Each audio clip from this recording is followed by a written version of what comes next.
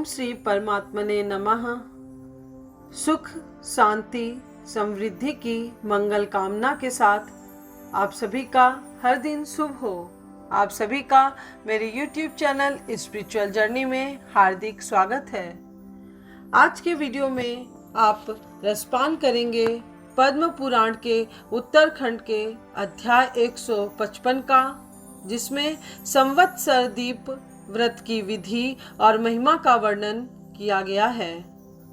अगर आप आज पहली बार मेरे चैनल पर पद्म पुराण की कथा सुन रहे हैं तो आप सभी से विनम्र निवेदन है कि इससे पहले के भी सभी अध्याय जरूर सुनिएगा। अगर आपने स्पिरिचुअल जर्नी चैनल को अब तक सब्सक्राइब नहीं किया है तो शायद ये वीडियो आपको न मिल पाए, जिसमें पद्म पुराण की कथाओं को ठीक वैसे ही प्रस्तुत किया जा रहा है जैसा कि संक्षिप्त पद्म पुराण में प्रकाशित किया गया है। इसलिए इन पावन और पवित्र कथाओं को सुनने का सुअवसर प्राप्त करने हेतु चैनल को सब्सक्राइब करें। आइए आप सभी मेरे साथ अपनी आध्यात्मिक प्रगति का मार्ग प्रशस्त कीजिए। नारद जी बोले, भगवन, अब मुझे सब व्रतों में प्रधान संवत्सर दीप नामक व्रत की उत्तम विधि बताइए, जिसके करने से सब व्रतों के अनुष्ठान का फल निसंदेह प्राप्त हो जाए, सब कामनाओं की सिद्धि हो तथा सब पापों का नाश हो जाए।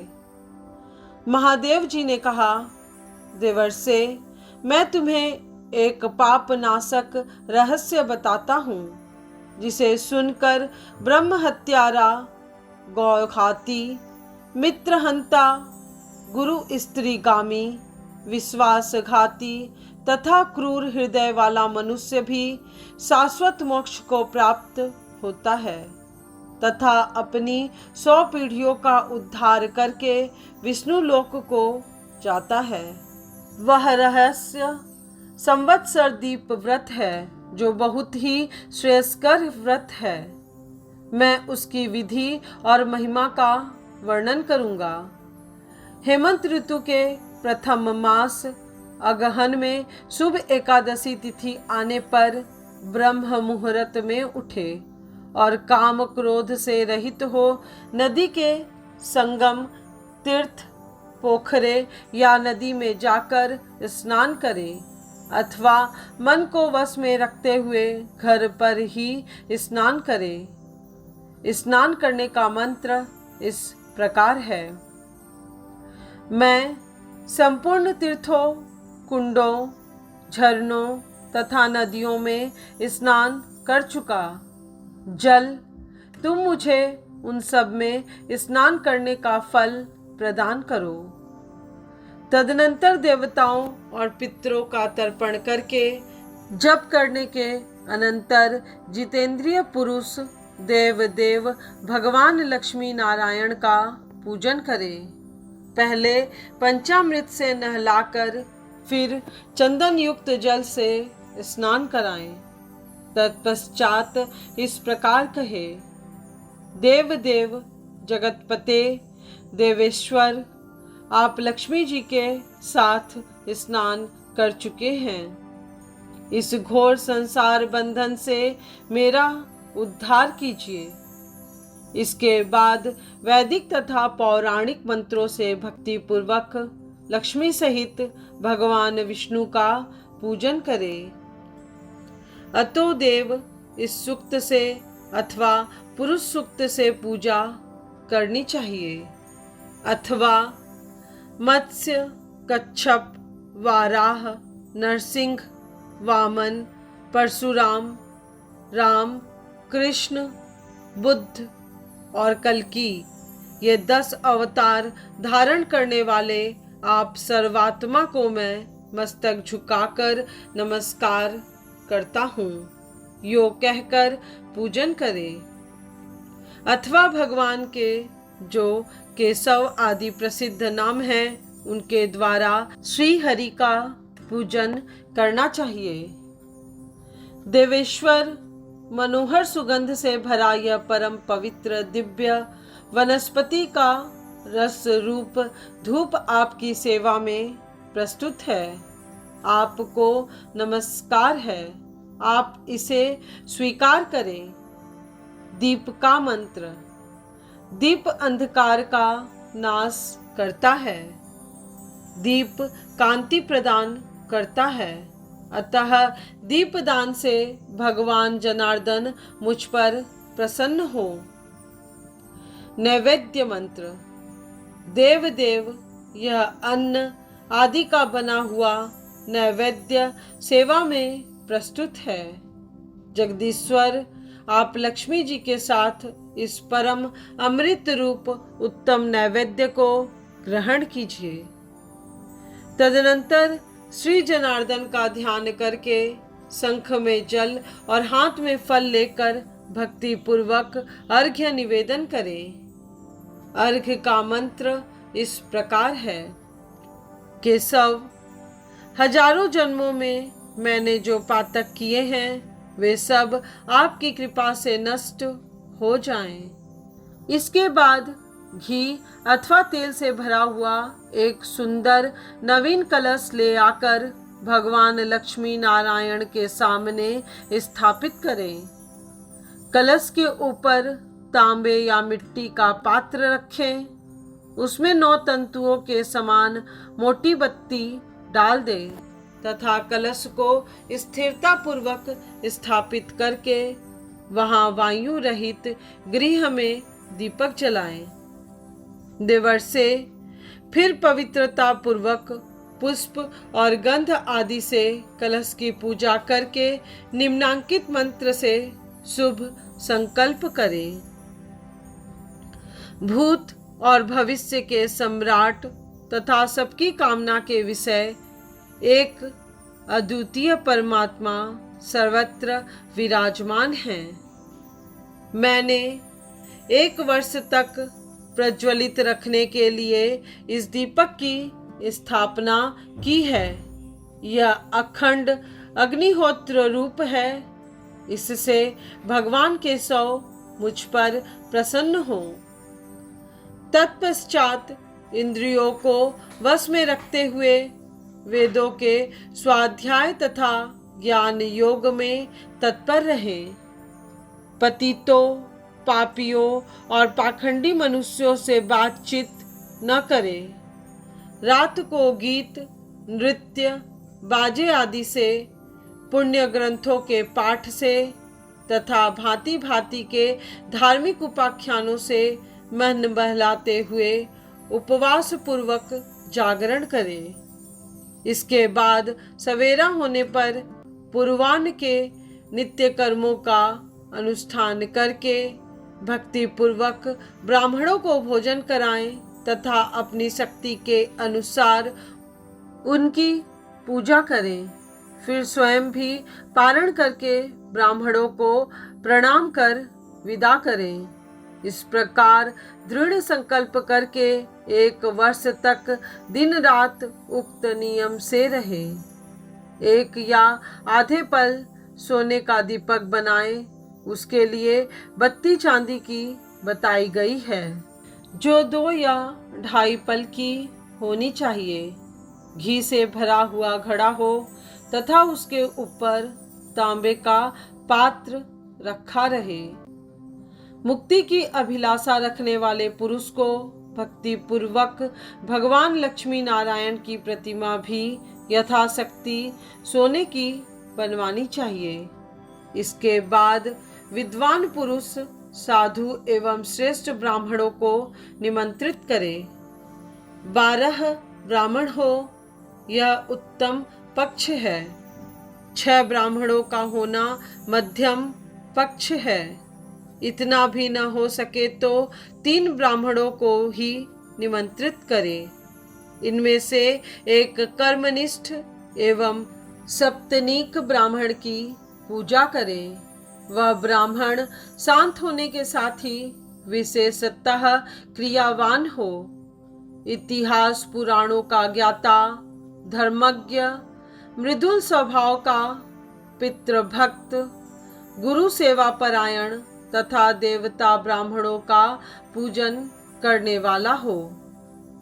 पाद्य अर्घ्य दान आदि की विधि से वस्त्र, अलंकार तथा आभूषण अर्पण करते हुए पत्नी सहित ब्राह्मण देव की भक्ति पूर्वक पूजा करके भगवान लक्ष्मी नारायण को तथा बत्ती सहित दीपक को भी ताम्रपात में रखकर घी से भरे हुए घड़े के साथ ही उस ब्राह्मण को दान कर दें।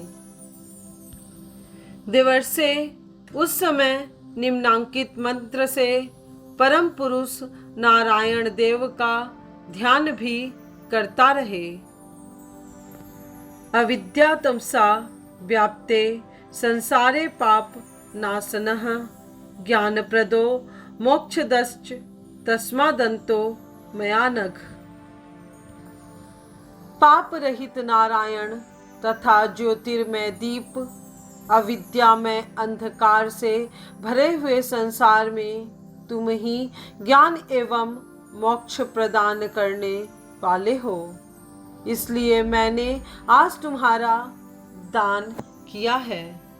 फिर पूजित ब्राह्मण को अपनी शक्ति के अनुसार भक्ति पूर्वक दक्षिणा दे। अन्यान्य ब्राह्मणों को भी घृत युक्त खीर तथा मिठाई का भोजन कराएं। ब्राह्मण भोजन के अनंतर सप्तनिक ब्राह्मण को वस्त्र पहनाएं। सामग्रियों सहित सैया तथा बछड़े सहित धेनु दान करें। अन्य ब्राह्मणों को भी अपनी सामर्थ्य के अनुसार दक्षिणा दे।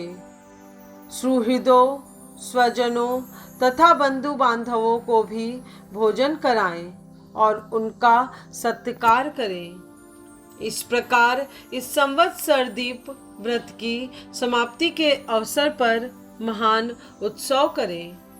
फिर सबको प्रणाम करके विदा करें और अपनी त्रुटियों के लिए क्षमा मांगे। दान, व्रत, यज्ञ तथा योगाभ्यास से मनुष्य जिस फल को प्राप्त करता है वही फल उसे संवत्सर दीप व्रत के पालन से मिलता है। गौ, भूमि, स्वर्ण तथा विशेषतः गृह आदि के दान से विद्वान पुरुष जिस फल को पाता है वही दीप व्रत से भी प्राप्त होता है। दीप दान करने वाला पुरुष कांति, अक्षय धन, ज्ञान तथा परम सुख पाता है। दीप दान करने से मनुष्य को सौभाग्य, अत्यंत निर्मल विद्या, आरोग्य तथा परम उत्तम समृद्धि की प्राप्ति होती है। इसमें जरा भी संशय नहीं है। दीप दान करने वाला मानव समस्त शुभ लक्षणों से युक्त सौभाग्यवती पत्नी, पुत्र, पौत्र, प्रपौत्र तथा अक्षय संतति प्राप्त करता है। दीपदान के प्रभाव से ब्राह्मण को परम ज्ञान, क्षत्रिय को उत्तम राज्य, वैश्य को धन और समस्त पशु तथा शूद्र को सुख की प्राप्ति होती है। कुमारी कन्या को संपूर्ण शुभ लक्षणों से युक्त पति मिलता है। वह बहुत से पुत्र पौत्र तथा बड़ी आयु पाती है। युवती स्त्री इस व्रत के प्रभाव से कभी वैधव्य का दुख नहीं देखती। उसका अपने स्वामी से कभी वियोग नहीं होता। दीपदान से मानसिक चिंता तथा रोग भी दूर होते हैं। भयभीत पुरुष भय से तथा कैदी बंधन से छूट जाता है। दीप व्रत में तत्पर रहने वाला मनुष्य ब्रह्म हत्या आदि पापों से निसंदेह मुक्त हो जाता है, ऐसा ब्रह्मा जी का वचन है। जिसने श्री हरि के सम्मुख संवत्सर दीप जलाया है उसने निश्चय ही चंद्रायण तथा कृच्छ व्रतों का अनुष्ठान पूरा कर लिया। जिन्होंने भक्ति पूर्वक श्री हरि की पूजा करके संवत्सर दीप व्रत का पालन किया है, वे धन्य हैं तथा उन्होंने जन्म लेने का फल पा लिया। जो सलाई से दीप की बत्ती को उकसा देते हैं, वे भी देव दुर्लभ परम पद को प्राप्त होते हैं। जो लोग सदा ही मंदिर के दीप में यथाशक्ति तेल और बत्ती डालते हैं, वे परम धाम को जाते हैं।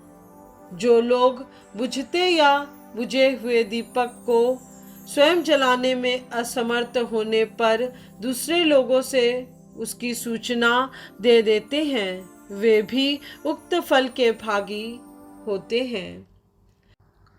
जो दीपक के लिए थोड़े थोड़े तेल की भीख मांगकर श्री विष्णु के सम्मुख दीप जलाता है, उसे भी पुण्य की प्राप्ति होती है।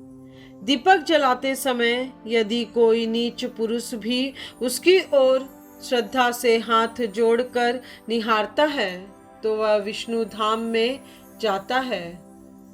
जो दूसरों को भगवान के सामने दीप जलाने की सलाह देता है तथा स्वयं भी ऐसा करता है, वह सब पापों से मुक्त होकर विष्णु लोक को प्राप्त होता है।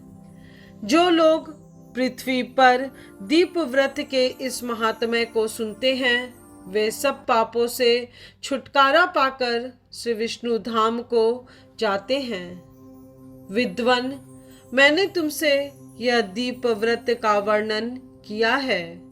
यह मोक्ष तथा सब प्रकार का सुख देने वाला प्रशस्त एवं महान व्रत है।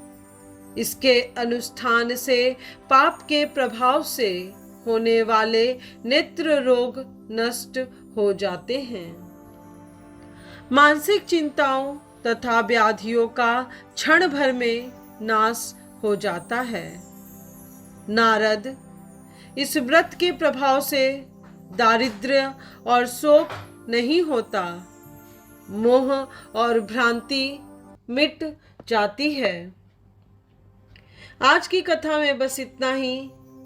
उम्मीद करती हूँ आप आने वाले वीडियो में पद्म पुराण के उत्तरखंड के अध्याय 156 को अवश्य सुनेंगे, जिसमें जयंती संज्ञा वाली जन्माष्टमी के व्रत तथा विविध प्रकार के दान आदि की महिमा का वर्णन किया गया है।